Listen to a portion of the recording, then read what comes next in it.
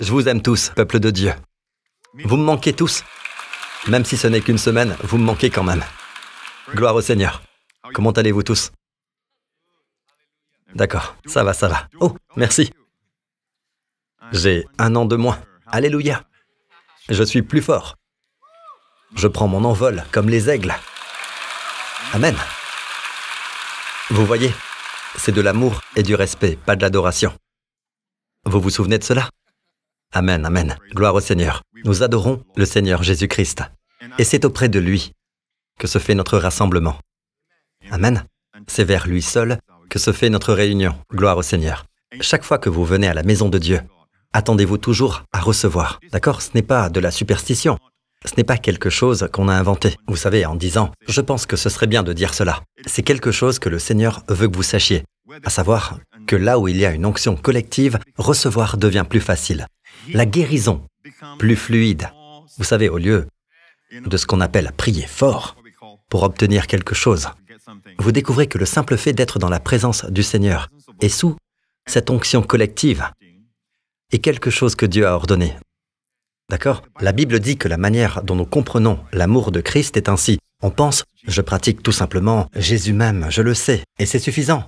Oui, il y a une application personnelle que nous devons toujours garder, mais il y a aussi une révélation de cet amour, nous dit la Bible, lorsque nous nous rassemblons, afin que vous connaissiez quelle est la... Vous vous souvenez? La connaissance de l'amour de Christ, avec tous les saints. Cette expression, avec tous les saints, nous expérimentons et ressentons l'amour de Christ d'une manière plus grande, dans une dimension plus grande que si nous sommes seuls. Amen. La Bible dit « Oh, qu'il est agréable, qu'il est doux, qu'il est agréable, ce terme, pour des frères de demeurer ensemble dans l'unité. » Amen. Même si c'est pour quelques heures, même si ce n'est que pour un moment, dans la semaine, il se passe quelque chose. Il se passe quelque chose qui oriente la semaine à venir, la semaine suivante. Amen. Il y a eu une impartition qui n'aurait pas eu lieu dans votre vie si vous n'étiez pas venu au culte. Souvenez-vous, lorsque Thomas n'a pas assisté au rassemblement un dimanche, il est devenu un croyant incrédule. D'accord? Parce que Jésus est apparu dans la chambre haute, et c'était l'assemblée à ses débuts. D'accord? Les croyants étaient réunis auprès du Seigneur Jésus. Il est apparu et Thomas n'était pas là. Je ne sais pas où il était. Il s'est endormi. Endormi devant Netflix et ne s'est levé que très tard. Jésus est apparu tôt le matin dans la chambre haute et il a manqué le rendez-vous. Et c'était un dimanche. Jésus est apparu. Un fait très intéressant, d'un dimanche à l'autre. Puis, un autre dimanche. Dans ces apparitions, après la résurrection, vous constatez que Jésus est toujours apparu un dimanche, de dimanche en dimanche. Amen. Et cela nous dit quelque chose. Lorsque nous nous rassemblons, le Seigneur est ici avec nous. Puis-je avoir un bon amen? Alors, attendez-vous à cela. Pas seulement à la prière avant ou à la prière après pour une guérison ou un miracle dans votre vie, mais attendez-vous à ce qu'au fur et à mesure que la parole est annoncée, vous receviez du Seigneur. Attendez-vous à cela. Attendez-vous toujours à ce que Dieu agisse en vous. La Bible dit que c'est Dieu qui opère en vous. Et ce verbe « opère » est en fait, je cite la King James bien sûr, en grec, c'est au temps continu. Dieu travaille constamment en vous. Amen. En effet, c'est Dieu qui produit en vous le vouloir. Qu'est-ce que cela signifie? Cela signifie que Dieu vous donne l'envie d'agir. Vous n'avez pas envie de faire quelque chose. Vous pouvez dire, Seigneur, agis en moi. Amen. Je n'ai pas envie de faire cette chose que mon épouse veut que je fasse. Vous savez, peut-être du shopping. Comme ce monsieur âgé, vous savez, il a environ 90 ans et il a un mariage réussi, semble-t-il, pour tous ceux qui l'entourent. Et ils lui ont dit, quel est votre secret? Et j'ai remarqué ceci. Les gens lui demandent souvent, vous appelez toujours votre épouse « chérie »,« mon amour »,« ma chère »,« bébé ».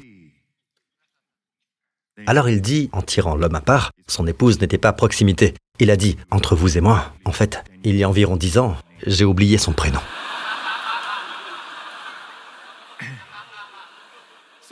Ainsi, chaque fois que vous venez, il y a une impartition.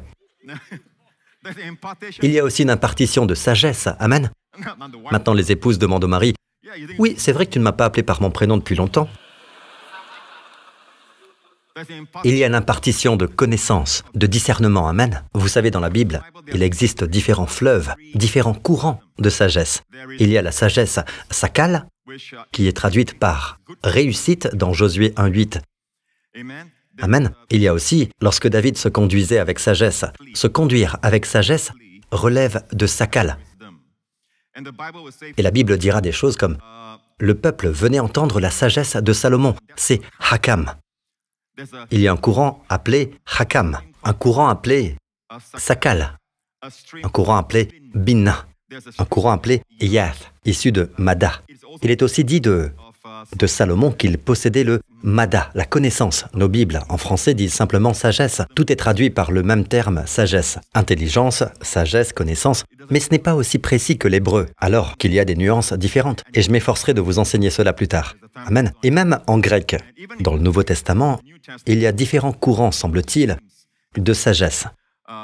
Il y a phronésis, pour prudence ou bon sens, sounésis, qui signifie intelligence, phronimos, qui veut dire aviser, et Sophia, la sagesse. Si votre prénom est Sophia, c'est le terme générique pour la sagesse, d'accord? Sounésis, c'est la capacité à comprendre, à associer différentes idées. Et la Bible dit que toute cette sagesse vient de Dieu. Et ce dont nous avons besoin, mes amis, en ces jours, c'est de sagesse.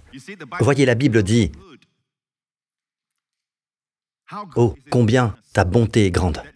Tu la tiens en réserve pour ceux qui te craignent. Combien grande est cette bonté!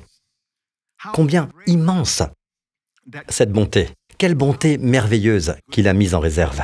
Tenir en réserve, qu'est-ce que cela signifie? Cela signifie que Dieu la réserve quelque part, dans le ciel, pour vous, pour le moment de votre besoin.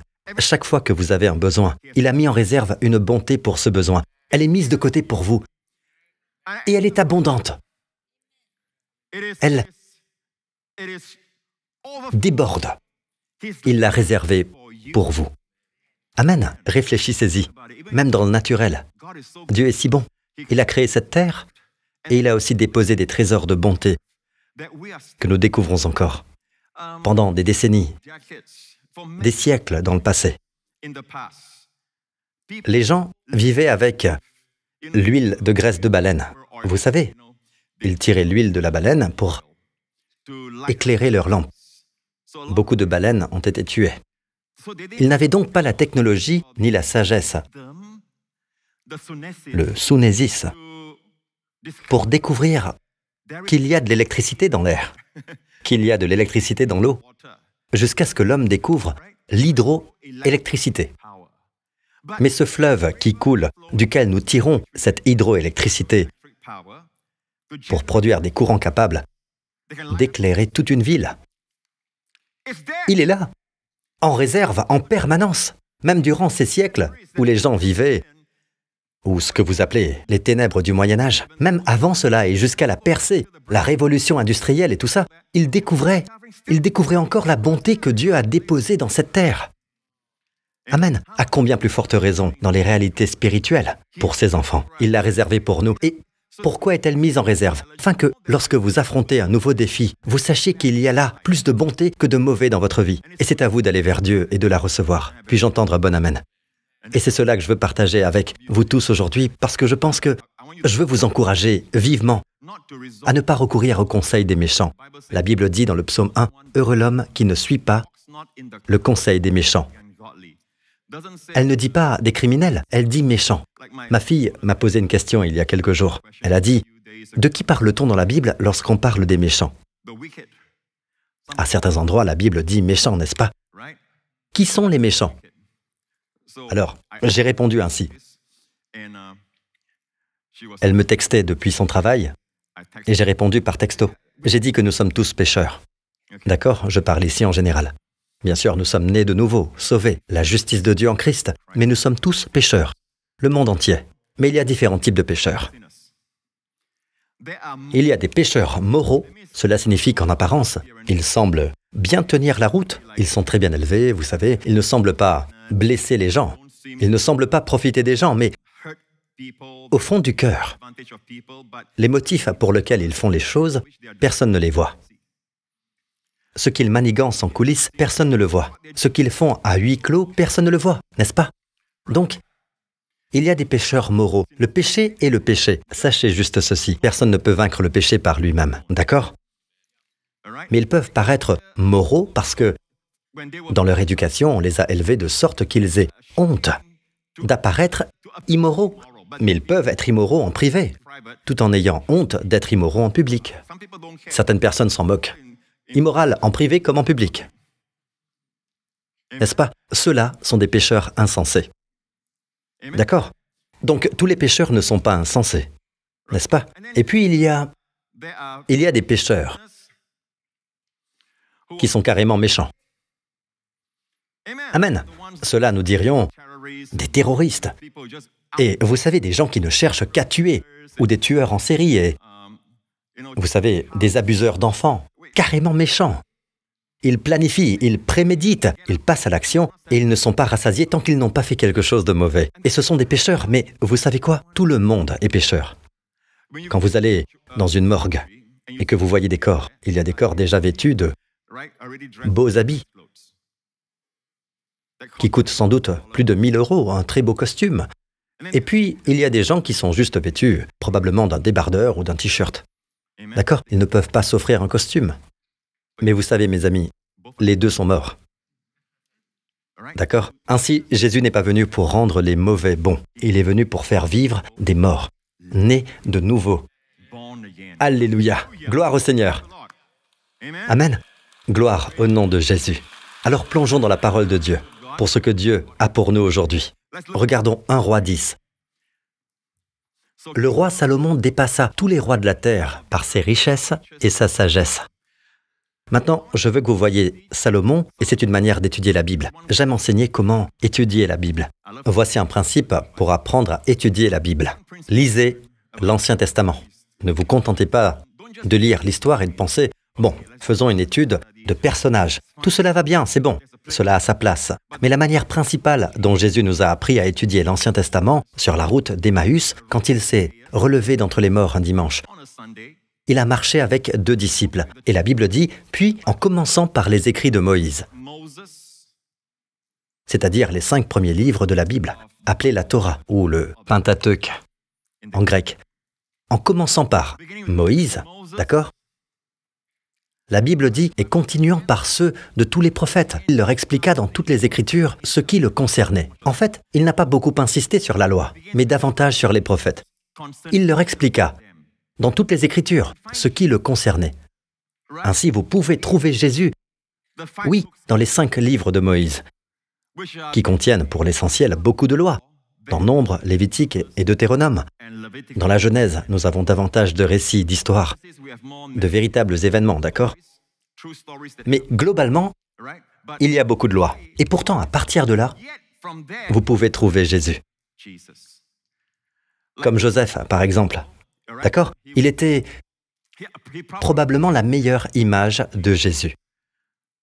Un fils aimé de son père, rejeté par ses frères, jalousé. D'accord? Jeté dans une fosse. N'est-ce pas? Laissé pour mort. Amen. Ses vêtements sont devenus la preuve de sa mort, même si c'était une fausse preuve. Mais le Père y a cru. De même, Jésus, il est venu chez les siens, et les siens ne l'ont pas accueilli. Amen. Mais à tous ceux qui l'ont accepté, il a donné le droit de devenir enfants de Dieu. Amen. Et puis, le rejet par les frères est devenu quoi? La richesse, le pain, les ressources, le pain, les richesses de la nourriture du monde des nations. Ainsi, pendant 2000 ans, les Juifs ont rejeté le Seigneur Jésus-Christ. Et Jésus, leur fils aîné, est devenu la richesse, la prospérité, la sagesse et le pain, la nourriture de tous les païens qui croient en lui. Puis-je entendre bon amen? Et Joseph a enrichi Pharaon et l'Égypte, non pas Canaan, la terre promise, mais l'Égypte. De même, nous sommes dans le monde et il y a là une sagesse qui vient de Dieu. Dieu veut que nous enrichissions notre patron. la sagesse que Dieu vous donne n'est pas seulement pour vous, juste passer du temps dans la Bible, à étudier la Bible. Le pasteur Prince a dit que je dois étudier la Bible. Amen. Pas durant vos heures de travail, que votre patron vous paie. Ce n'est pas là que vous ferez vos affaires personnelles. Ou même, sans lire la Bible, faire vos propres affaires, votre petit business à côté. C'est mal. C'est mal. C'est moralement mauvais. D'accord? L'attitude que Dieu veut que vous ayez, c'est de travailler de tout cœur, comme pour le Seigneur, tout en enrichissant votre patron. Amen. Pas pour ses yeux seulement quand il vous regarde, mais aussi quand il n'est pas là, mais vraiment de tout cœur, sachant que c'est l'attitude que Dieu veut que vous ayez. Joseph a enrichi Pharaon. Amen. Et ainsi, il s'est trouvé en position de sauver beaucoup de gens. Gloire au Seigneur. Amen. Ainsi vint le moment où Pharaon fit un rêve, et il ne pouvait pas en donner l'interprétation, et Joseph se présenta. Et Joseph interpréta le rêve. Il y aura 7 années de famine. Après d'abord 7 années d'abondance, puis 7 années de famine. Puis il proposa quelque chose qui n'était pas dans le rêve. Il dit, « Pharaon, voici mon conseil. Que le Pharaon choisisse un homme intelligent et sage, que tu établiras sur les 7 années d'abondance. D'accord? Mets en réserve le blé, conserve les vivres, entasse-les en un lieu, trouve un homme sage pour le faire. Et il y aura de la nourriture pour les 7 années de famine. » Alors Pharaon se leva et dit, « Vous savez, personne ne peut interpréter les rêves. Comment trouver un homme aussi intelligent et sage que toi ?» Ainsi, en fait, il se recommandait lui-même sans se promouvoir. Ainsi, toute la sagesse que Dieu peut vous donner, même pour votre travail, se trouve dans la parole de Dieu. Amen. Et les mots employés, encore une fois, intelligent et sage, bin et chakam en hébreu. Et même Pharaon a répété ces mots que Joseph avait dit en déclarant « Comment pourrions-nous trouver un autre aussi bin et chakam, aussi intelligent et sage que toi ?» Et il fut élevé de la fosse, de la prison, au trône, du moins au côté du trône, pour s'asseoir à côté de Pharaon. Personne n'était au-dessus de Joseph, si ce n'est Pharaon. Voilà jusqu'où il a été promu. C'est notre Seigneur Jésus, une image de Jésus. Amen. Il est descendu encore et encore, jusqu'à la mort, à la croix. Puis Dieu l'a exalté et lui a donné le nom qui est au-dessus de tout nom, afin qu'au nom de Jésus, tout genou fléchisse dans les cieux, sur la terre et sous la terre, et que toute langue confesse que Jésus-Christ est Seigneur, à la gloire de Dieu le Père. Amen. Amen. Et il revient. Il revient d'abord pour les siens. Et c'est ce qu'on appelle l'enlèvement. Amen. Il revient pour les siens. Or, cet enseignement est dans la Bible. Le verbe « nous enlever » est « harpazo ». Il nous saisira. Amen. Ce sera très rapide. En un instant, en un clin d'œil, le monde ne vous verra pas disparaître. Ils ne vous verront pas monter lentement. Nous disparaîtrons tout simplement. Amen. Mais de notre point de vue, d'accord, nous montons et nous nous voyons revêtus d'un corps tout nouveau. Amen. Un corps qui ne se décomposera jamais, ne vieillira jamais, ne mourra jamais. Nous serons à jamais jeunes, à jamais forts, et nous vivrons éternellement dans ce corps. Amen. On l'appelle le corps incorruptible. Et nous nous sentirons si bien, si merveilleusement, et nous ne nous ennuierons plus jamais de dépression, plus jamais de peur, plus jamais d'anxiété dans nos cœurs, plus jamais. Et nous regardons notre enfant qui souffre d'un quelconque handicap, et l'enfant vous reconnaît, et l'enfant est entier et complet. Alléluia. Nous regardons nos proches, et la maladie qu'ils avaient n'est plus. Alléluia. Et nous sommes surpris. Nous regardons notre père, et il est aussi jeune que nous. Alléluia. Votre mère est aussi jeune que vous, et nous sommes tous frères et sœurs au ciel. Alléluia. On prêche, et ensuite, on rentre à la maison. On est heureux. Amen. Attendez-vous à ce que Dieu vous donne, ce dont vous avez besoin, au fur et à mesure que la parole est annoncée. Amen. Donc, l'une des manières, quand Jésus a marché avec ses disciples, et la manière dont il a enseigné, c'est, selon moi, la méthode numéro 1. Les autres méthodes sont valables aussi, mais la méthode numéro 1, c'est que lorsque vous étudiez l'Ancien Testament, vous voyez Jésus. Vous trouvez Jésus. Amen. Et Joseph a pris une épouse païenne. Vous vous souvenez? Elle s'appelait Asnath. Ainsi, depuis 2000 ans, l'épouse de Jésus, vous et moi, nous sommes appelés l'épouse de Christ, l'Église. Amen. Nous sommes tellement bénis. Nous avons le privilège d'être l'époux et l'épouse. Amen. Nous sommes l'épouse de Christ. Et vous savez, quand Dieu emploie le mot épouse, c'est parce que Dieu veut que vous sachiez qu'il y a de l'amour, de l'intimité et de la romance. Amen. Une romance avec le roi des rois et seigneur des seigneurs. Notre relation n'est pas celle d'un citoyen avec un président ou un citoyen avec le gouvernement, mais nous sommes mariés au roi et il nous aime. Amen. Ainsi, nous sommes l'épouse de Christ. Et l'épouse de Christ, depuis 2000 ans, a été majoritairement non-juive, bien que Jésus soit venu comme juif. Amen. Les siens ne l'ont pas reçu, mais Dieu ne les a pas oubliés. Et Dieu traitera avec eux, les restaurera et les sauvera. Il y a un verset qui dit « Tout Israël sera sauvé ». Mais en attendant, il y a un endurcissement partiel sur eux. La Bible le dit, d'accord?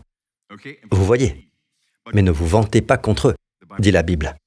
Souvenez-vous, vous profitez de la racine, de l'arbre, de la sève, de la richesse de l'olivier. Vous avez été greffé. Vous étiez un olivier sauvage. C'est comme si vous aviez été greffé sur leur arbre. Le leur est le naturel. Vous avez été greffé et vous jouissez maintenant des richesses et de la graisse de l'olivier. Mais ne vous vantez pas contre les branches naturelles. D'accord? Revenons donc à cela. L'épouse de Jésus a été quoi? Principalement des païens, des non-juifs. Païen signifie non-juif. Que vous soyez américain, singapourien ou vietnamien ou japonais, aucune importance. Ou européen. Si vous n'êtes pas juif, vous êtes un païen, un gentil. Quand Dieu regarde la terre, Dieu voit 3 groupes de personnes. Juifs, païens et l'Église. L'Église est un homme nouveau, ni juif, ni grec, aucune race. Rien qu'une nouvelle création en Christ. Amen. Ainsi la Bible dit, ne soyez une cause de faux pas, ni pour les non-juifs, ni pour les juifs, ni pour l'Église de Dieu. Ainsi Dieu ne voit que 3 groupes de personnes. Mais parfois, pour les besoins de l'illustration et tout ça, nous disons que nous sommes des pécheurs, alors que nous ne le sommes pas. Moi, je ne le suis pas, n'est-ce pas? Mais j'emploie le « nous » éditorial, vous comprenez? D'accord, j'ai dit que nous sommes des païens. En réalité, nous ne sommes plus des païens, nous sommes l'Église. Mais pour l'explication, l'épouse de Jésus a été majoritairement composée de païens. Du moins, il l'était avant d'accepter Christ. Gloire au Seigneur. Vous êtes toujours avec moi? Donc, quand nous étudions Salomon de cette manière, le roi Salomon dépassa tous les rois de la terre par ses richesses et sa sagesse. L'image de Salomon comme roi, et quel roi majestueux et riche il est. Il est une image de notre Seigneur Jésus-Christ jusqu'au chapitre 10 du premier livre des rois. À partir du chapitre 11, on le voit tel qu'il est. Il est tombé. Il a aimé de nombreuses femmes étrangères et elles ont détourné son cœur de l'Éternel dans sa vieillesse. Ce n'est donc pas une image de Jésus, tout comme Joseph et d'autres encore. Ce ne sont pas des images parfaites. Mais là où ils font ce que Dieu veut qu'ils fassent, ils deviennent une image de Jésus. Pouvez-vous imaginer Jésus, après Joseph et tout ça, venant sur le chemin d'Emmaüs, partageant avec ses disciples au sujet du roi Salomon? Ou du moins, ce n'est pas dans le Pentateuque, mais plus tard, dans la chambre haute. Il continua dans la loi et les prophètes. Il a dû en venir au roi Salomon. Et il leur expliqua que le roi Salomon est une image de lui. Amen. Prenons donc le roi Salomon comme une image de notre Seigneur Jésus, d'accord? Puisque Jésus est le roi des rois et que Jésus lui-même dit « Il y a ici plus que Salomon ». D'accord? Ainsi, il s'est identifié à Salomon. Maintenant, certains demandent « Pasteur Prince, pensez-vous que Salomon est mort et qu'il est ensuite allé en enfer ?» Je ne le pense pas. D'accord? Sa fin était mauvaise, mais je crois à la sécurité éternelle. Sinon Jésus n'aurait jamais utilisé l'expression « Il y a ici plus que Salomon », si la fin de Salomon avait été mauvaise. D'accord? Très bien, alors allons-y. Le roi Salomon dépassa tous les rois de la terre par ses richesses et sa sagesse. Combien savent que la Bible dit « En Christ sont cachés tous les trésors de la sagesse et de la connaissance ». Tous les trésors de la sagesse et de la connaissance. Vous savez, comme je l'ai dit tout à l'heure, Dieu a même réservé dans le naturel ses richesses, comme l'électricité par exemple, ou encore toutes sortes de médicaments, même dans les feuilles ou l'écorce des arbres, qui restent encore à découvrir. Nous n'avons découvert qu'une petite portion de médicaments issus des arbres. Et rendons grâce à Dieu pour cela. Ils ont aidé l'humanité, comme la quinine par exemple, contre la malaria, et d'autres choses semblables, mais il y a tellement plus. Et les hommes détruisent les forêts et les arbres. D'accord? Ça, c'est dans le naturel. Mais vous savez, que ce soit naturel ou spirituel, Dieu a réservé sa bonté pour nous. Mais tous les trésors de la sagesse et de la connaissance dont vous et moi avons besoin, même dans nos vies, que ce soit dans le domaine spirituel comme dans le naturel, dans l'éducation des enfants, amen, dans notre mariage, quoi que ce soit, tous les trésors de la sagesse et de la connaissance, savez-vous, Où vous pouvez les trouver? Pas dans les enseignements New Age, pas chez les experts que vous écoutez sur YouTube ou dans leurs podcasts. Il y a, vous savez, autant de conseils qu'il y a de conseils contradictoires. Et la King James a dit « Béni est l'homme qui ne marche pas selon le conseil, non des méchants, mais des impies. Ce sont donc des pécheurs impies. » Amen. Ils peuvent être moraux, ils peuvent paraître parfaits, d'accord? Dans leur travail, dans leur mission, et ce qu'ils accomplissent. J'ai dit parfait, je veux dire apparemment parfait, vous voyez. Ils ne semblent rien faire de mal, mais ils restent sans Christ. Vous ne pouvez pas vous attendre à recevoir la sagesse de Dieu par leur bouche. Ainsi, heureux l'homme qui ne marche pas selon le conseil des impies, hostiles à Dieu. Ils ont des conseils, mais ils ne viennent pas de Dieu. Dieu n'a donc pas dit conseil des méchants, des malveillants. C'est le conseil des impies. Et pourtant, nous nous tournons vers des livres et du matériel produit par des gens impies, pas vrai? Ils ont une sagesse naturelle. Vous voyez, beaucoup de choses tirées de leur expérience. Mais ce qui marche en l'an 2000 ne marchera peut-être pas en 2026. En 2027, cela ne marchera peut-être pas. Dieu vous prépare pour l'avenir. Amen. Et que nous nous sentions nostalgiques du passé ou pas, vous savez quoi? Dieu vous prépare pour l'avenir. D'accord? Et il a de la bonté réservée pour vous. C'est comme si Dieu disait, « Si seulement vous saviez ce que j'ai préparé pour vous. » Imaginez Jacob en train de pleurer, Jacob pleurant après que ses fils l'ont trompé en apportant les vêtements de Joseph désormais tachés de sang. Et bien sûr, ce sang n'était pas le sien. Ils avaient tué un animal et mis le sang sur son vêtement. D'accord? Ils tuèrent le bouc et mirent le sang sur les vêtements de Joseph. En réalité, ils avaient vendu Joseph et on dit au père, « Je crois qu'une bête féroce a dévoré ton fils. Remarquez, même pas mon frère. » Comme le fils prodigue dit, « Ton fils est revenu. Ton fils a tout dépensé. Ton fils a fréquenté des prostituées. » D'accord? Et le père pleura et pleura. Souvenez-vous quand il a dit, « C'est sur moi que tout cela retombe. » D'accord? Oh, Jacob, si seulement tu savais combien est grande la bonté que Dieu a préparée pour toi. Que ton fils, même si la manière dont cela s'est passé, c'était mauvais, vraiment mauvais, trahi par ses propres frères, vendu comme un esclave, et arrivé en Égypte.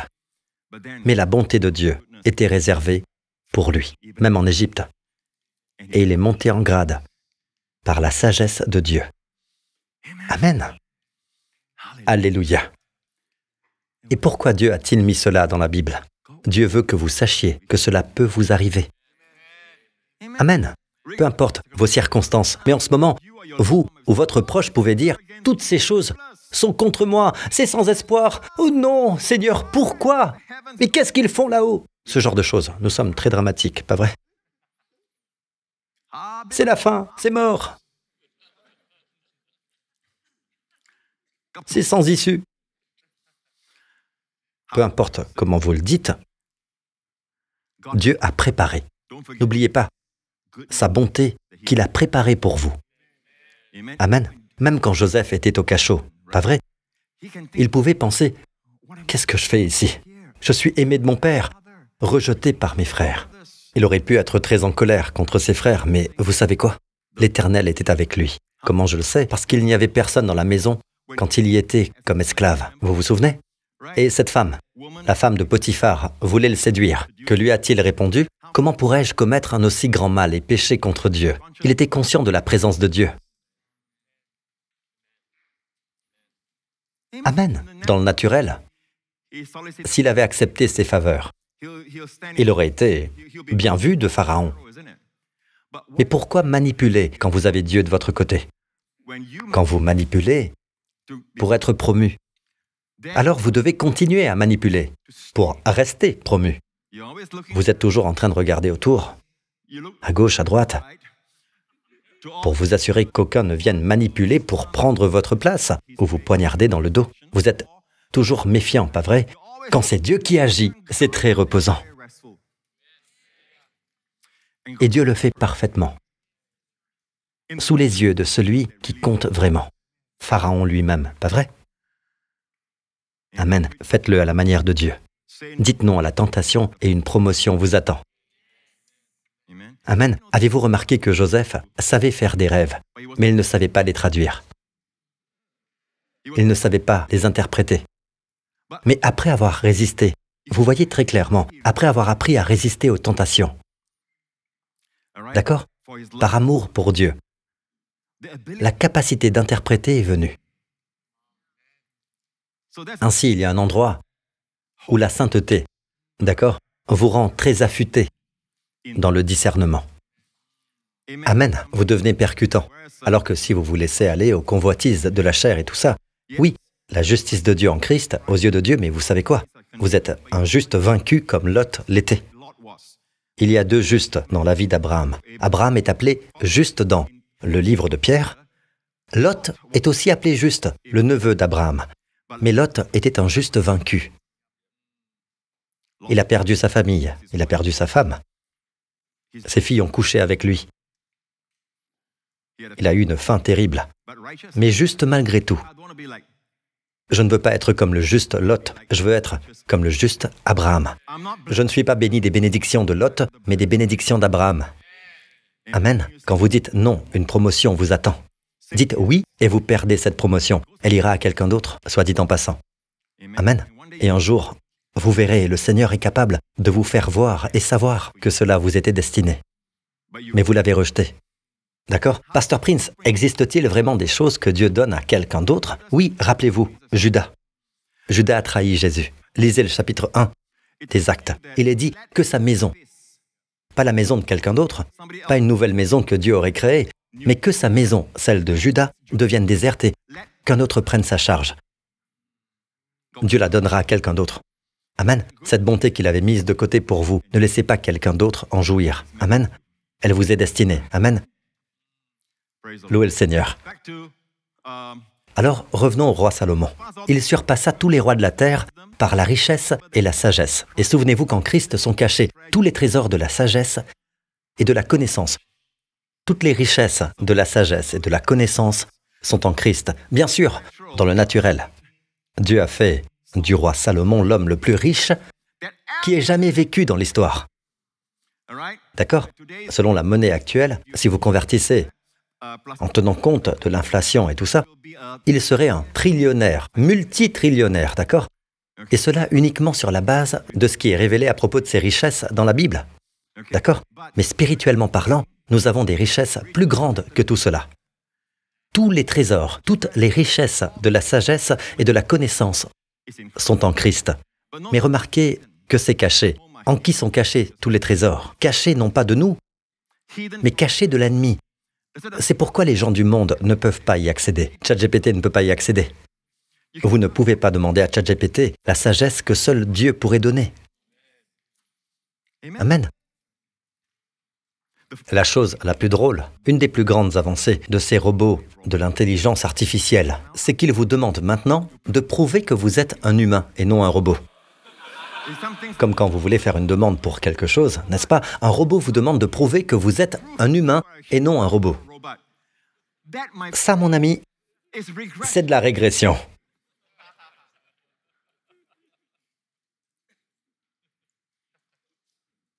D'accord?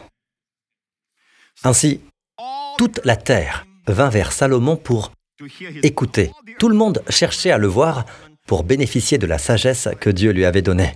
Ainsi, comme type, Dieu veut que nous allions à Jésus pour entendre sa sagesse. Maintenant, voici où je veux attirer votre attention. Les trésors sont tous en Christ. Et Dieu veut que vous sachiez que même lorsque vous demandez à Dieu la sagesse n'est pas résidente en vous, mais en Christ. Donc, si vous voulez la sagesse, vous devez aller à lui. Chaque fois que vous avez besoin de sagesse, vous devez aller à lui. Amen. Vous devez lui demander cette sagesse. Louez le Seigneur. Prenez l'habitude de lui demander de la sagesse. Vous savez, la vérité ici est que cette sagesse résidait en Salomon.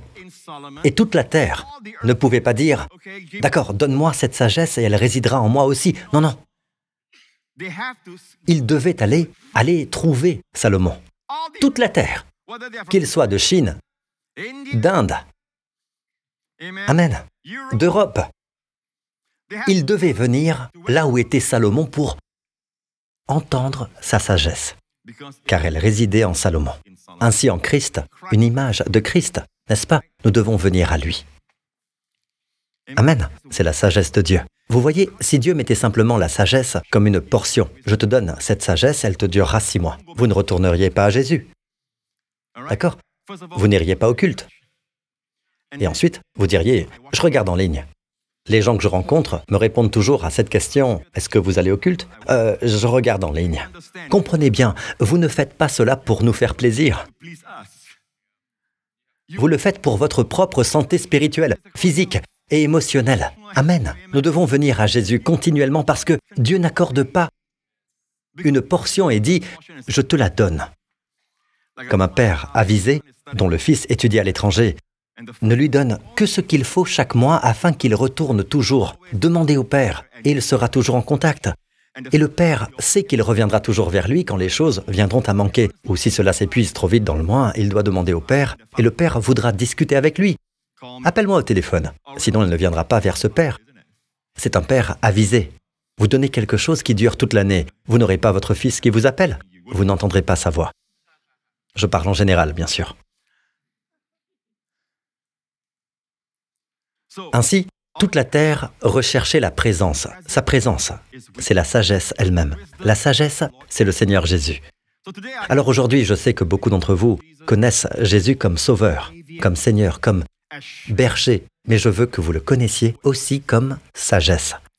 En fait, la sagesse de Dieu personnifiée, c'est notre Seigneur Jésus.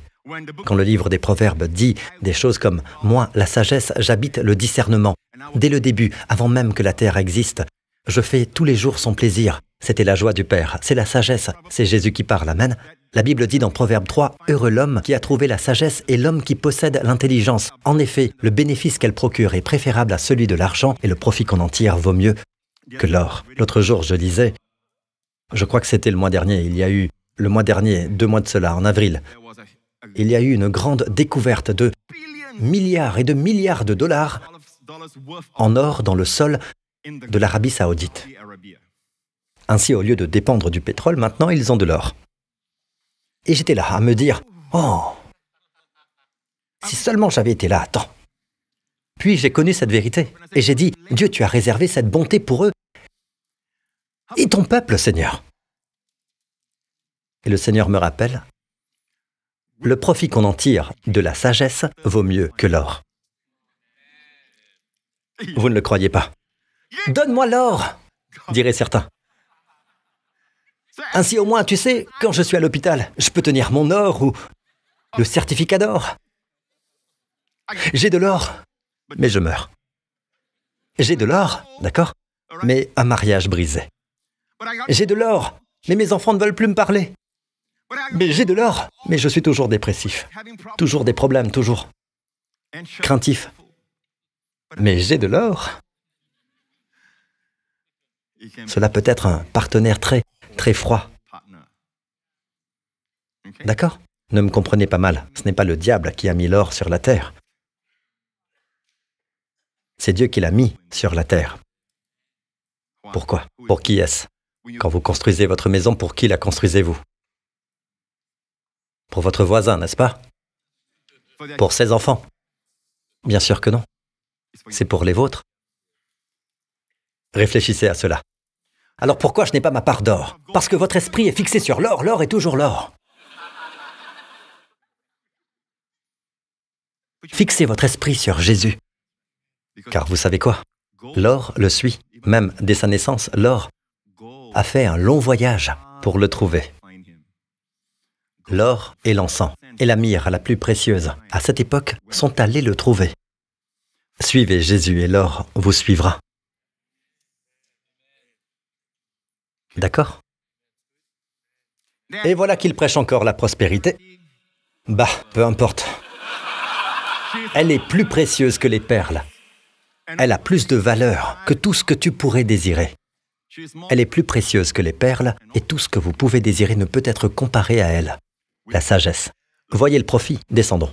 Une longue vie est dans sa main droite. Dans sa main droite, dans la main droite de la sagesse et non dans la main droite de l'or. Il n'est pas dit tu auras de l'or, tu auras une longue vie. Non, non, vous recevez, vous embrassez. C'est personnifié comme une femme à aimer.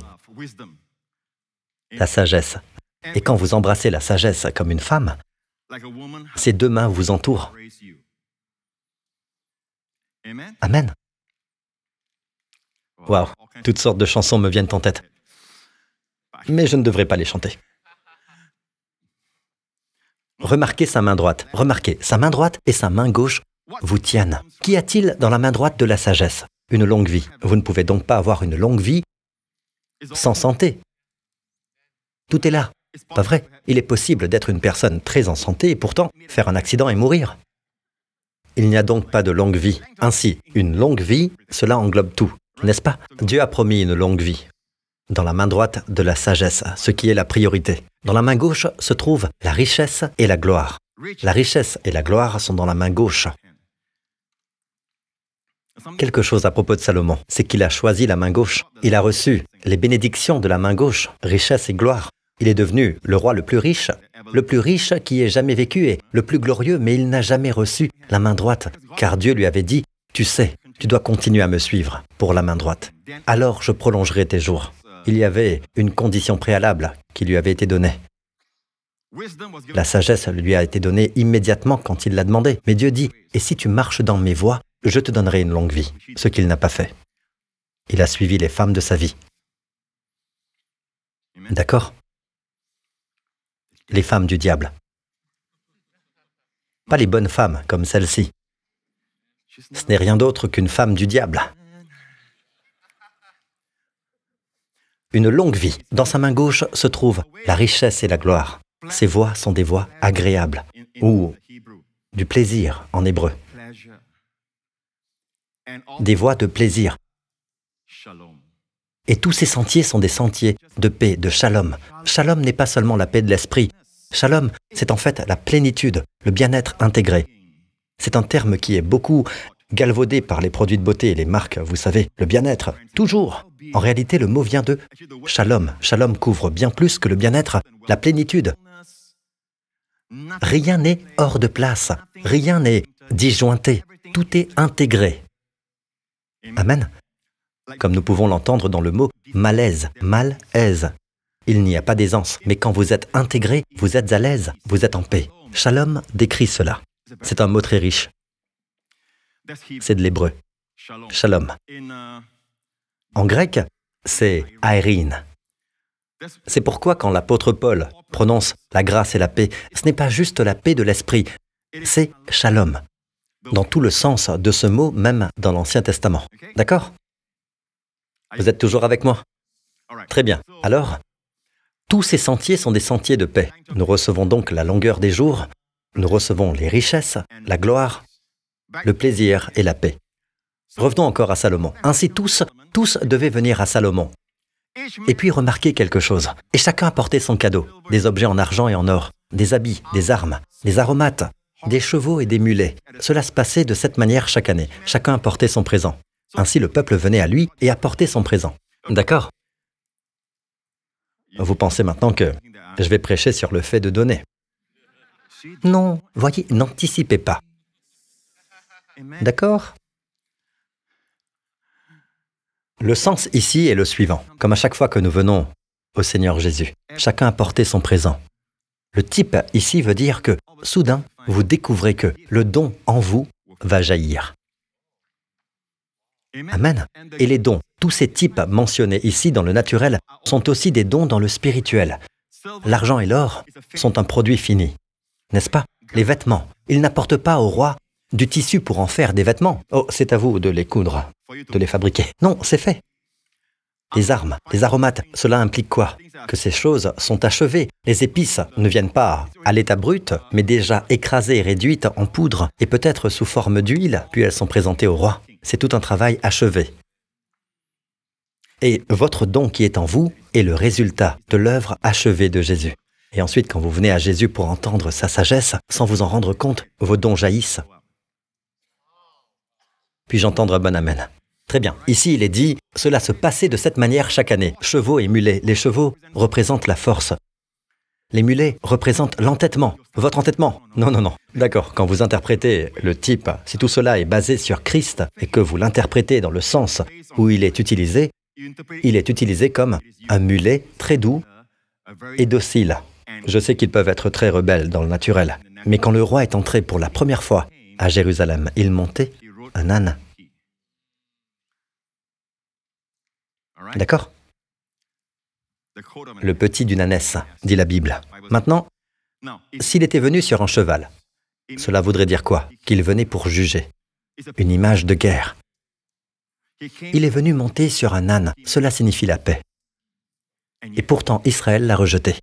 Mais un jour, le Seigneur Jésus reviendra, pas l'enlèvement. Après que nous aurons été enlevés, au second retour du Christ, il reviendra sur un cheval blanc et il jugera la terre. Amen. La Bible dit, sur son vêtement et sur sa cuisse est écrit « Roi des rois et Seigneur des seigneurs ». Amen. Nous reviendrons avec lui, soit dit en passant. Cela nous dit quoi? Que nous avons été enlevés auparavant. Amen. Nous ne passerons pas par la tribulation. Nous croyons à l'enlèvement avant la tribulation. Amen. La tribulation est le jour de la colère de Dieu. Nous sommes maintenant délivrés de la colère de Dieu par le sang de Christ. Amen. D'accord? N'êtes-vous pas heureux? D'accord, continuons. Maintenant, souvenez-vous de ceci, d'accord? Souvenez-vous-en, car c'est très important que nous le voyons dans Colossiens, dans le Nouveau Testament, la réalité de cela. Maintenant, je vais vous dire quelque chose au sujet de Joseph interprétant les rêves. Certaines personnes ont cette idée que chaque rêve vient de Dieu, chaque vision vient de Dieu. Je ne sais pas combien de fois, ces 2 dernières années surtout, je ne sais pas pourquoi il y a des gens comme cela qui viennent me trouver.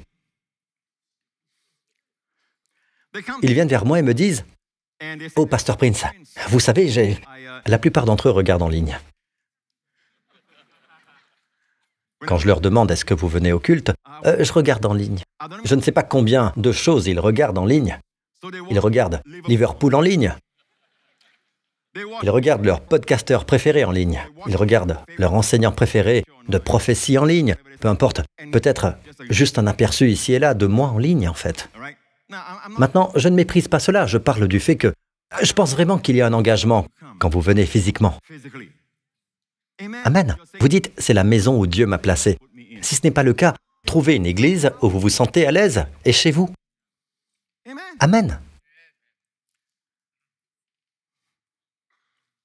Le fils prodigue, ce qu'il a ramené, c'était de se dire, dans la maison de mon père, il y a du pain en abondance et en surplus. C'est ce qu'il a ramené. Ce n'était pas, je suis désolé, ce n'était pas mon père me manque. C'était le rôti, le pain. Dans votre cas, je crois que je retournerai à Singapour car aucun chicken rice n'est comme le chicken rice de Singapour. L'une des premières choses que vous faites en arrivant à l'aéroport ou quand vous rentrez chez vous, que faites-vous? Peu importe l'heure. Je vais à tel ou tel marché, pas vrai? Amen. Tout ce que votre femme a préparé pour vous à la maison, du durian et tout ça. Non, elle fait pas ça. Bon, désolé. Je sais que je prêche aux convaincus, mais... D'accord. Alors, Colossiens 2 vous dit ceci, que personne ne vous prive de la victoire. Je vous parlais des gens qui viennent vers moi, pas vrai? Je ne sais pas combien d'entre eux viennent vers moi et me disent « J'ai fait ce rêve, pasteur. Puisque vous êtes là, pouvez-vous juste l'interpréter pour moi? Oh, j'ai eu cette vision, et cette vision, vous savez, j'ai eu telle vision. Waouh! D'habitude, je m'assois là et j'écoute et... Écoutez, oui, je m'appelle Joseph, d'accord? Et je comprends cela.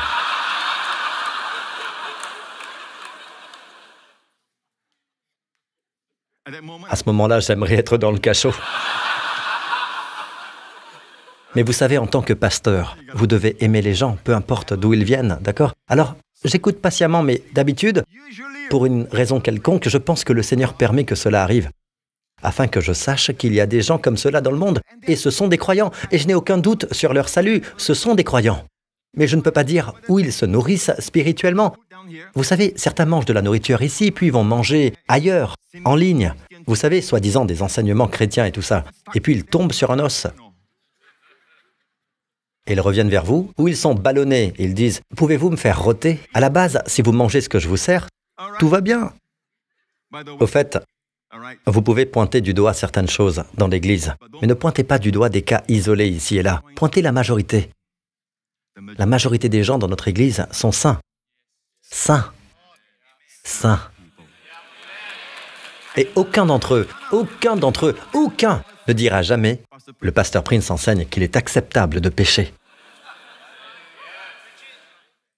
Aucun d'entre eux. Vous pouvez trouver une ou deux personnes en périphérie, vous savez. Ils supportent Manu. Non, je veux dire, désolé. Désolé pour ça. Je rejette cela. Le pasteur Gabriel supporte Manu. Honnêtement, au dernier match, j'étais pour eux.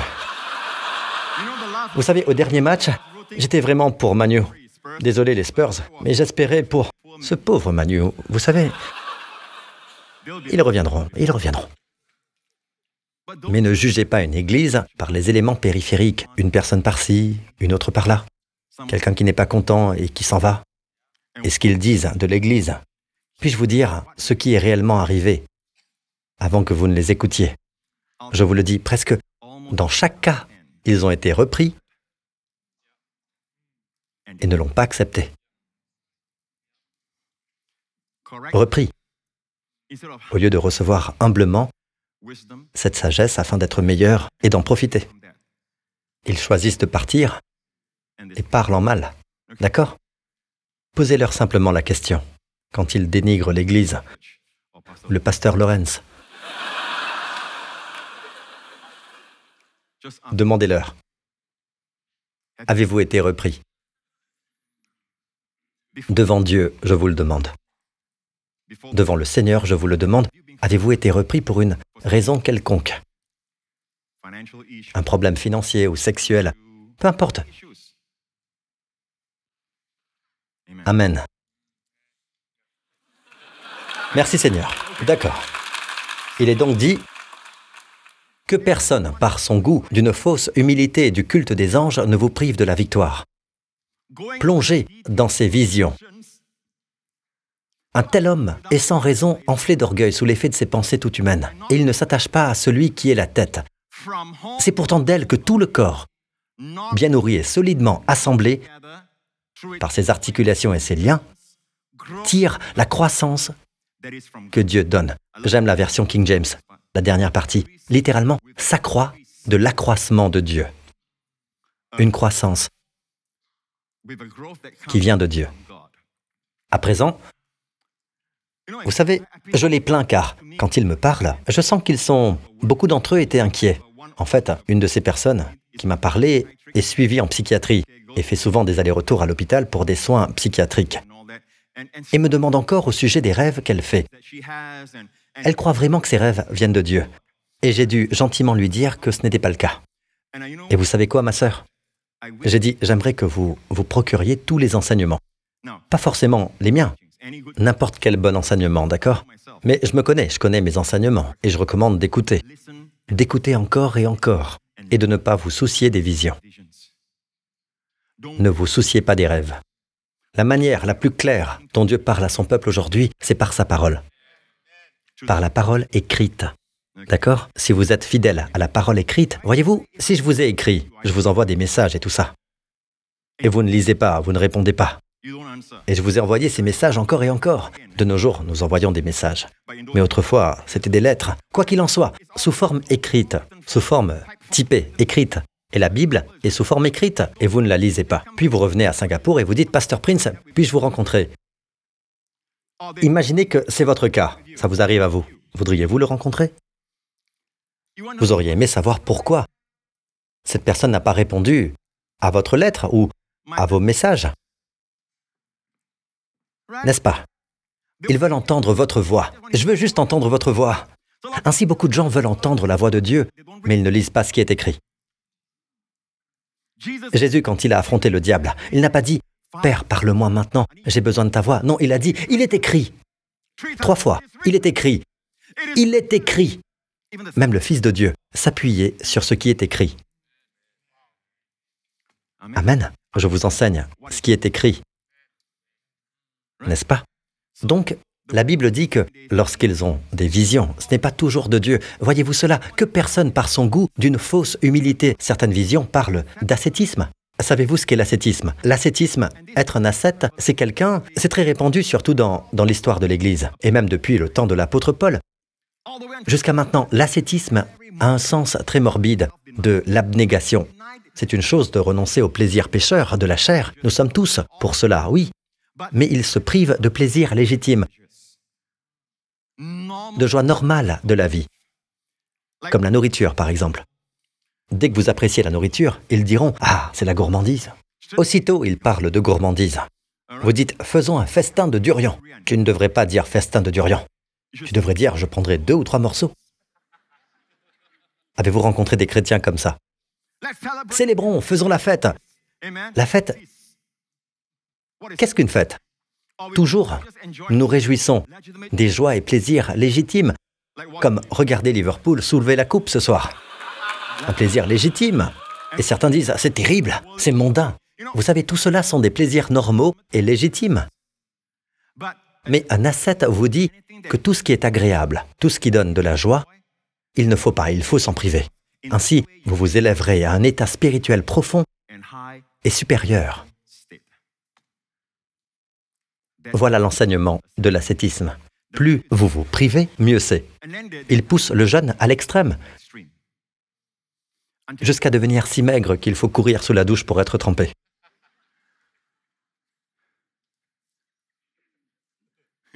Certains d'entre vous le font déjà. Ainsi, que personne ne vous prive de votre victoire. Vous priver de votre victoire, cela veut dire quoi? Il vous vole ce prix, la récompense que Dieu a pour vous. Cette bonté que Dieu a pour vous, il vous en prive comment? En vous invitant à vous complaire dans une fausse humilité et dans le culte des anges, en s'abandonnant aux visions. En étant sans raison, enflé d'orgueil sous l'effet de pensées toutes humaines. Cette vision ne vient pas de Dieu. Méfiez-vous de ceux qui disent toujours « Dieu m'a dit, Dieu m'a dit ». Vous savez, quand je parle à mes pasteurs, ils vous le diront. Ils sont tous devant ici. Je dis rarement « Dieu m'a dit ». Quand nous discutons d'un sujet quelconque, nous pouvons avoir des avis différents et je pourrais dire « Mais Dieu m'a révélé ceci ».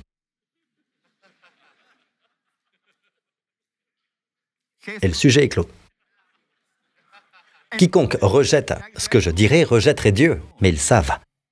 C'est pourquoi ils ne m'adorent pas. Gloire à Dieu, ils adorent Jésus.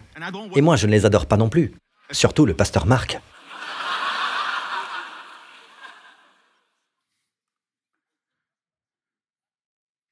J'adore Jésus. Mais nous discutons, nous parlons. Le salut réside dans un grand nombre de conseillers. Et puis à la fin, nous disons toujours ceci. Cela paraît bon au Saint-Esprit et à nous. C'est la conclusion. Même si nous ne le disons pas, c'est toujours à cela que nous arrivons.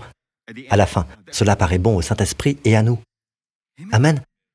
Voilà comment nous discutons. Si vous venez discuter et dites « Dieu a dit », soyez toujours prudents avec ceux qui répètent « Dieu a dit, Dieu a dit, Dieu m'a dit ». Et ne vous laissez pas intimider par eux, où ils disent « J'ai eu cette vision, et dedans, je t'ai vu partir pour tel pays, et vous n'aimez pas du tout ce pays-là. Je t'ai vu missionnaire dans ce pays, et vous ne ressentez pas d'appel pour ce pays. » D'accord? Si Dieu vous appelle, il produira en vous le vouloir et le faire pour son projet bienveillant, du plaisir. Assurez-vous d'amener la personne avec vous. Dites « Tu prophétises, hein? Viens donc. Paie ton propre voyage. Oui, viens. Amen. Parce que si tu dois prophétiser que je pars, tu devras aussi me prophétiser quand revenir. Je ne sais pas, moi. D'accord? Beaucoup veulent prophétiser aux autres, parce que cela leur donne un sentiment de spiritualité. Je ne sais pas combien de fois de bons responsables ont grandi dans notre assemblée. D'accord? Mais quelques-uns finissent avec cette mentalité de prophétie professée, qui cherchent à contrôler des personnes ou des groupes sous eux. Je n'aime pas cela. Je m'assure d'intervenir. En général, c'est pour leur profit, un profit naturel, ou quel que soit le profit. D'une manière ou d'une autre, cela leur revient. Maintenant, soyez prudents avec cela. J'entends la voix de Dieu, mais je suis très prudent de ne pas dire tout le temps « Dieu a dit, Dieu a dit ». Si je parle à ma femme et que nous avons un léger désaccord, disons que nous ne nous disputons pas, vous voyez. Nous avons un léger désaccord. Elle ne voit pas toujours ma sagesse, vous voyez ce que je veux dire? Alors nous avons un léger désaccord et si je dis « Dieu m'a dit, chérie, Dieu m'a dit », ça suffit.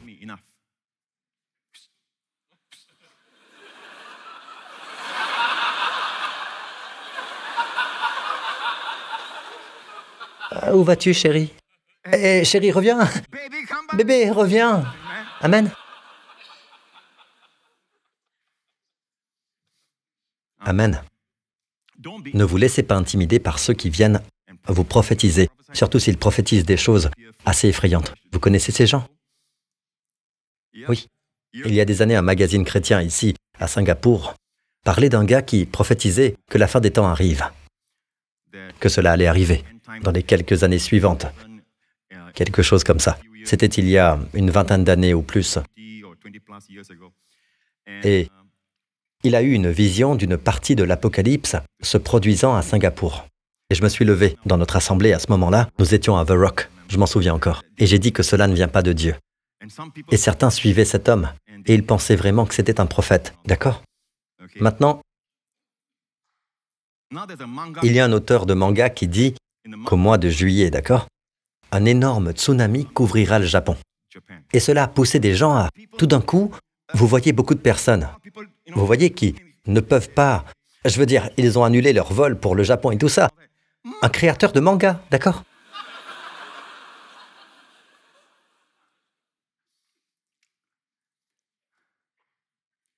Les gens se ruent sur la prophétie. C'est comme quand il y a une conférence de prophétie, tout le monde accourt là-bas. Et pourtant, il faut regarder la personne, regarder son histoire, regarder ceux qui prophétisent avant que les choses n'arrivent. Et ensuite, y a-t-il un historique que cela arrive ? Amen. D'accord ?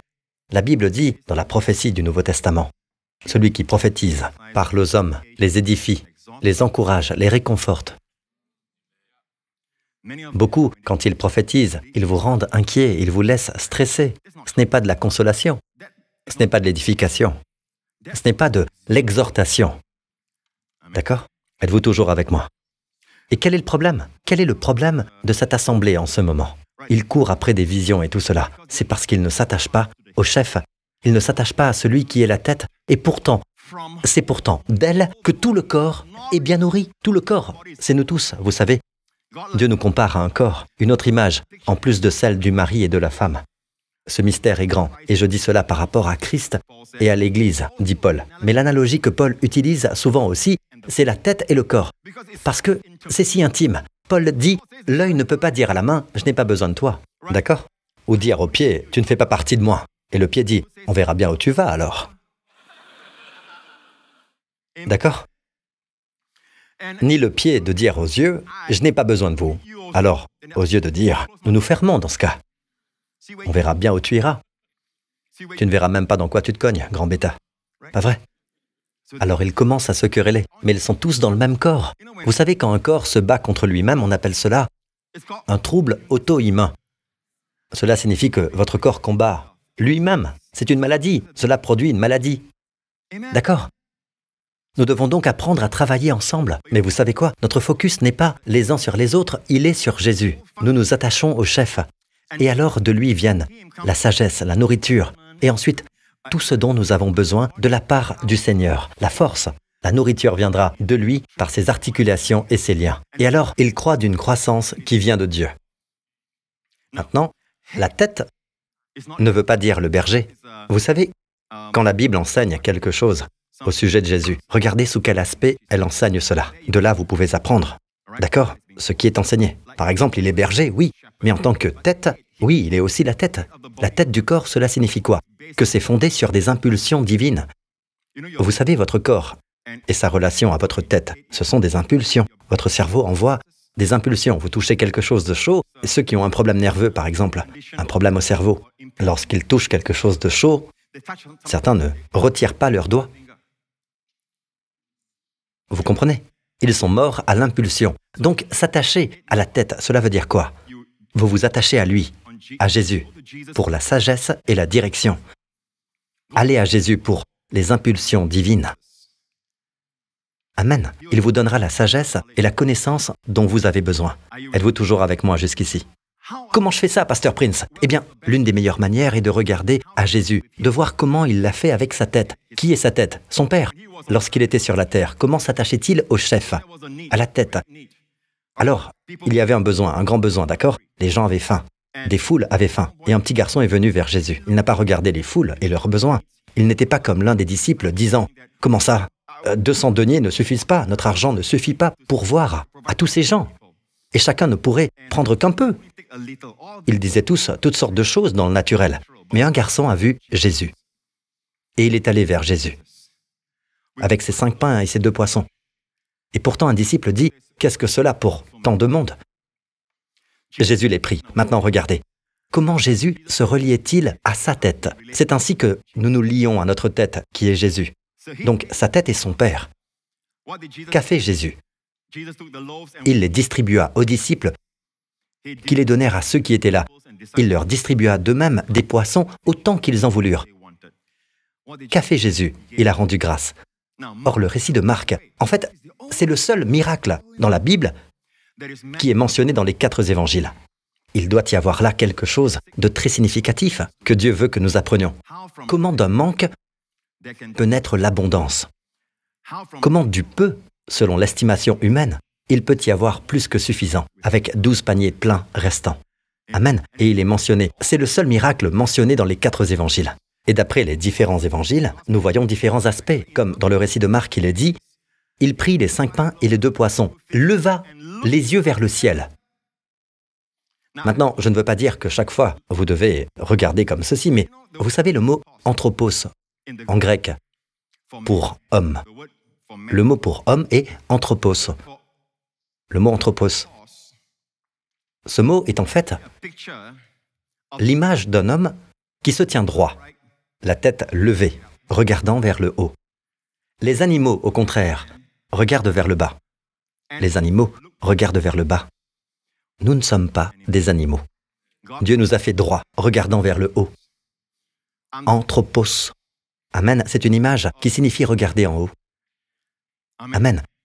Jésus prit les 5 pains, le peu, il prit le peu, et ne s'en plaignit pas. Il leva les yeux vers le ciel, vers sa tête, vers son Père, dans chaque circonstance. Et ce n'est pas comme si vous deviez prier, « Je dois prier fort ». Non, ce n'est pas ça. Il a simplement rendu grâce.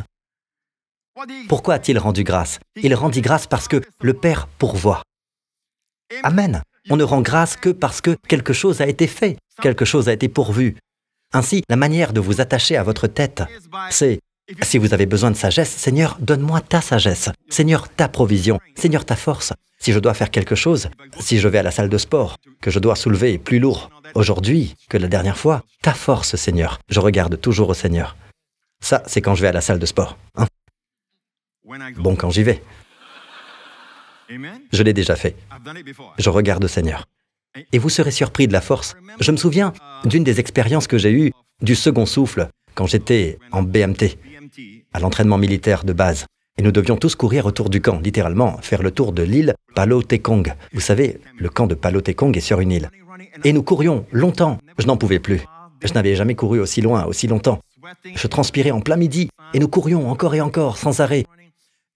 Et tout à coup, j'ai senti que je n'en pouvais plus. Beaucoup de mes amis n'en pouvaient plus. Certains, sur le côté déjà, allaient jusqu'à vomir. Et tout à coup, j'ai dit, « Seigneur, ta force !» Parfois, quand vous priez, pas vrai, vous ne pouvez pas faire des prières comme « Notre Père, qui es aux cieux, que ton nom soit sanctifié. » Vous savez, « Seigneur, ta force !» J'ai regardé à lui. Et le verset qu'il m'a donné était, « J'ai juste vu ceci, il court sans s'épuiser. » Je connais ce verset. Tout à coup, il m'est venu. Vous savez, le Seigneur met ce qui est écrit. Il court sans s'épuiser. Je me suis concentré là-dessus et j'ai couru. Et j'ai couru. Et j'ai couru. Tout à coup, j'ai senti que je franchissais quelque chose que je ne ressentais plus de fatigue. Je ne sentais plus la difficulté à respirer ou quoi que ce soit. J'ai juste couru et couru.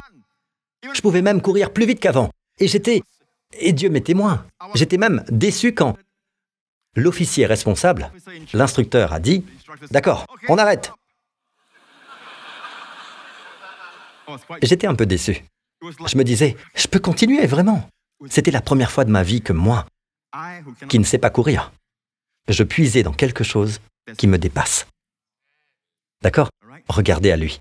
Rendez-lui simplement grâce pour ce verset. Il court sans s'épuiser.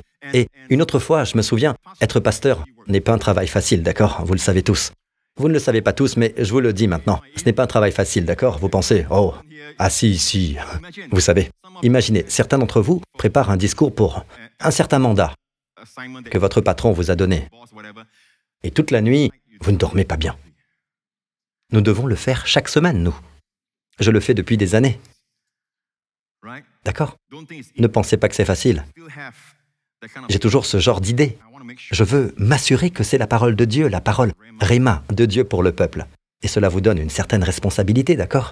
D'accord. Quoi qu'il en soit, je me souviens, il y a des années, l'assemblée était plus petite. Nous avions une femme sauvée qui était mariée, qui, à ce moment-là, en fait, elle n'était pas encore mariée, et elle avait un bébé aussi avec un gangster. Je veux dire, cet homme dirigeait un gang connu, un gang qui était le sien. Et il était assez violent, même violent envers elle. Mais d'une manière ou d'une autre, elle a été sauvée dans notre assemblée. Et après sa conversion, elle ne voulait plus faire les choses qu'il faisait d'habitude, d'accord? Parce qu'il n'était pas marié, à moins qu'il veuille l'épouser. C'est ce qu'elle lui a dit. Il s'est tellement fâché qu'elle ne voulait plus faire les choses qu'elle faisait avant, à moins qu'il ne l'épouse. Il s'est tellement fâché qu'il a dit qu'il voulait venir à l'église. Alors elle est venue vers nous, les pasteurs, et elle a dit, « Voilà, il vient à l'église. » Le pasteur Henry n'était pas pasteur principal à ce moment-là. Mais j'ai dit au pasteur Henry, il est arrivé, il est au bas. À l'époque, nous nous réunissions au YWCA. Pour une raison quelconque. Bon, je ne sais pas vraiment pourquoi. Mais c'était ainsi. Dieu voulait que nous soyons humbles. Tous les hommes machos. Alors, il est arrivé en bas, il a demandé le pasteur. J'ai dit au pasteur Henry, je vais aller le voir. Puis, en allant à sa rencontre, il est monté et je l'ai vu. Sa main était comme ceci. Il était sur le point de frapper quelqu'un. Et c'est là que j'aurais souhaité que certains d'entre vous, bodybuilders, soient là. Mais je suis allé droit vers lui et il a dit « Qu'est-ce que vous essayez de faire? Qu'est-ce que vous essayez de faire ?» Voilà à quel point il était violent, vous savez. Alors j'ai dit « Parlons ailleurs. » Parce que nous sommes en plein milieu d'une réunion sur le point de commencer. Donc je l'ai pris avec moi et il a dit « Non mais qu'est-ce que vous essayez de faire? Vous voyez? Moi je suis là pour vous demander qu'est-ce que vous essayez de faire à ma copine au juste. » Alors je l'ai emmené dans une cage d'escalier au YWCA, juste lui et moi. En fait c'est plus dangereux. Un espace confiné. Nulle part pour qu'il se sauve. Je veux dire, ouais. Désolé. Fallait le dire, vous voyez ce que je veux dire? Oui, bon. Nulle part pour que moi je me sauve, si besoin, d'accord? J'avais peur, en fait. Et j'ai vu son poing, tout le temps. Il avait le poing serré. Qu'est-ce que vous essayez de faire? Qu'est-ce que vous essayez tous de faire? Vous voyez, il s'est approché pour m'attraper par mon col. Et je l'ai regardé et j'ai dit, Seigneur, ta sagesse. Seigneur, ta sagesse. Et j'ai regardé au Seigneur. C'était l'une de ces périodes où j'étudiais beaucoup la sagesse et tout cela. Et j'ai dit, Seigneur, ta sagesse. Très vite. Regardez au Seigneur. Ta sagesse. Maintenant, je n'ai pas levé les yeux au ciel comme Jésus. Et vous n'avez pas à faire cela tout le temps. Le Seigneur nous montre où est sa tête. D'accord? Où est sa source pour toute chose. Et j'ai dit, Seigneur, ta sagesse. Et aussitôt, comme un éclair, le Seigneur me rappela. Cet homme devant moi me rappelait un acteur. Vous savez, ma mère m'emmenait voir des films indie quand j'étais jeune. D'accord? Et il ressemblait à un acteur, à l'un des acteurs de ce film. Pendant qu'il me parlait, il était en colère. J'ai dit, quelqu'un vous a-t-il déjà dit que vous ressemblez à cet acteur? Alors il m'a regardé. Vous le pensez vraiment? J'ai dit, bon, c'est vrai, au cas où vous penseriez, oh, Pasteur Prince, ce n'est que de la flatterie. Ce n'est pas de la flatterie. La flatterie repose sur la tromperie et le mensonge, d'accord? Je ne mentais pas, il lui ressemblait. Et d'ailleurs, voici ce qu'il a dit. Beaucoup de mes amis me le disent, vous savez.